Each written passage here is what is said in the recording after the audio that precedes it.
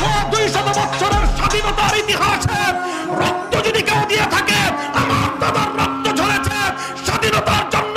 রক্ত দিয়ে থাকলে আমার পূর্বপুরুষরা রক্ত দিয়েছে। বালাকোটের রণাঙ্গনে সৈয়দ আহমদ শহীদ আমার পূর্বপুরুষ রক্ত দিয়েছে।